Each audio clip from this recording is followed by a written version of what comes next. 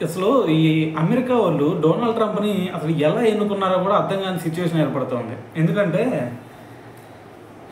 రీసెంట్‌గా ఒక స్టేట్మెంట్ ఇచ్చాడు గుర్తుందా? రష్యాను ఉద్దేశించి వాళ్ళదేముంది డెడ్ ఎకానమీ అని చెప్పేసి.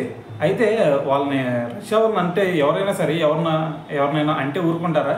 మరి రష్యాని డెడ్ ఎకానమీ అంటే వాళ్ళు ఎందుకు ఊరుకుంటారు? అందుకని చెప్పేసి వాళ్ళ ఎక్స్ ప్రెసిడెంట్ కూడా రియాక్ట్ అయ్యాడు. అయితే ఆయన ఏమన్నాడు?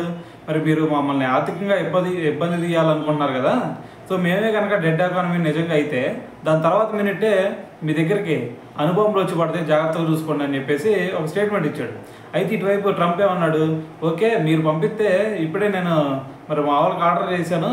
మీ దగ్గరికి మా న్యూక్లియర్ సబ్మెరైన్స్ వస్తాయి జాగ్రత్తగా ఉండండి అని చెప్పేసి ఆ సరౌండింగ్స్లోనే పెట్టబోతాం జాగ్రత్తగా ఉండండి అని చెప్పి ఇటువైపు ట్రంప్ మాట్లాడుతున్నాడు.